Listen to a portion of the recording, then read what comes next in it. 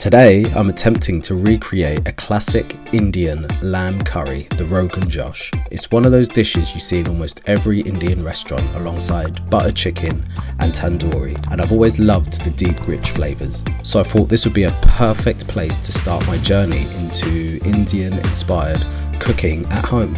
I'll show you everything I used and break it down as we go. The full recipe is linked in the description if you'd like to try it for yourself. First up, a few simple ingredients to get ready. I prepare some chicken stock, grate some fresh ginger, chop a few garlic cloves, dice a large onion, and measure out some tomato passata. Next comes the aromatic whole spices, 1 cinnamon stick, 4 cloves, 6 green cardamom pods. The recipe suggests bruising the cardamom pods slightly, so I just give them a light tap with the spoon. Now for the spice blend. Rogan Josh is actually known for being fairly simple to make, but the flavour comes from a bold combination of spices. Into a bowl goes paprika, chili powder, ground coriander, ground cumin, turmeric, nutmeg, garam masala, and fennel powder. Once mixed together, this already smells incredible. Now it's time to cook. I'm using diced lamb shoulder from the butcher's, which looks incredible. This should become beautifully tender during the slow cook. First, I melt some ghee in a pot and add the whole spices. That's the cinnamon, cloves and cardamom. Almost instantly, the aroma fills the kitchen. Next in goes the onion, which we're going to cook until it's nice, soft and golden. Then the garlic and ginger, just about a minute until fragrant. Now the spice mixture goes in and cooks briefly, forming a rich, deep spice paste. After that, I stir in the tomato passata and the chicken stock. Now finally, the lamb goes in.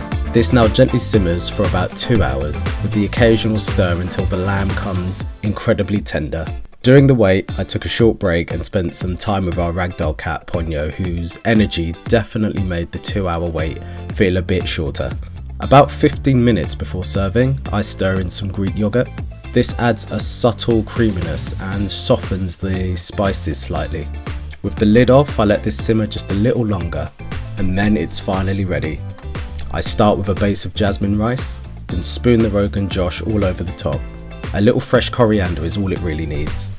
On the side I have some cucumber, some red onions and a squeeze of fresh lime, just to add some freshness. And of course some naan bread, which is store-bought this time, so I'm not going to focus on that too much. And honestly, I was really happy with how this turned out. It's probably the most complex flavour that I've ever made, yet the process was surprisingly simple. The spices combine into this rich, warming sauce, and the lamb was incredibly tender. Next time I'd love to try making some homemade naan and maybe some bhajis to go alongside, but for a first attempt I'm calling this a success. I had a blast making this video and thank you so much for watching. I'll see you in the next one.